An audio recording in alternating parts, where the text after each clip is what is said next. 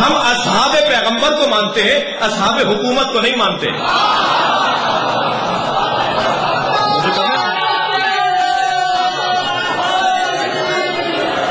آپ زبردستی ہمیں اصحاب حکومت منوانا چاہتے ہیں، ہم اصحاب پیغمبر کو مانتے ہیں۔ فرق اتنا ہے، گھبرا کر نہیں سنیے گا، فرق اتنا ہے کہ ہم احترام کرتے ہیں اصحاب پیغمبر کا، مگر مسئلہ اہل بیت سے پوچھتے ہیں۔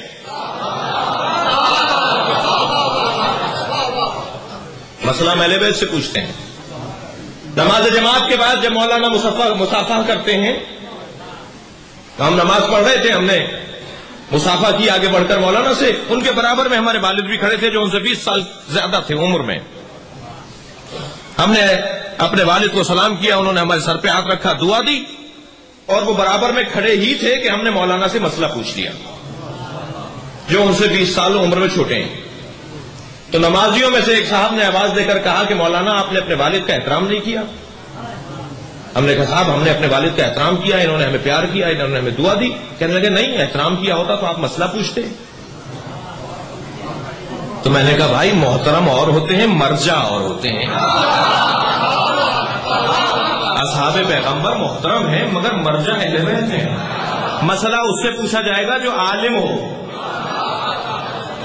توجہ کر رہے ہیں؟ توجہ کر رہے ہیں آپ حضرات؟ تھک تو نہیں رہے آپ حضرات؟ مسئلہ کس سے پوچھا جائے گا جو عالم ہوگا۔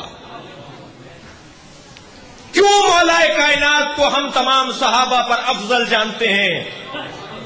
دلیل دے رہا ہوں بچوں کو، بہت واضح ہمارا عقیدہ ہے، یہ نظریاتی زندگی ہے۔ ہم مولا کائنات کو تمام صحابہ پہ افضل کیوں مانتے ہیں؟ ہم مولا کائنات کو تمام صحابہ پہ افضل اس لیے مانتے ہیں کہ اللہ نے قرآن مجید میں کسوٹی دے دی۔ اے ملائکہ تم بتا دو یہ نام کیا ہے، اے آدم تم بتا دو کہ یہ نام کیا ہے۔ بس جس نے اسماء کا تعارف کروا دیا، ناموں کے بارے میں بتا دیا، اللہ نے فوراً فرشتوں سے کہا اس کا سجدہ کرو۔ یعنی افضل وہ ہو گیا جو عالم زیادہ ہے۔ میں آپ سے ایک چیلنج کر کے بات کرتا ہوں، کوئی ایک مثال بتائیں کہ مولا نے کسی سے مسئلہ پوچھا ہو، مولا علی نے کسی صحابی سے مسئلہ پوچھا ہو، اور 50 مثالیں ہیں کہ سب نے علی سے مسئلے پوچھے، بس جو زیادہ عالم ہے وہ زیادہ افضل ہے۔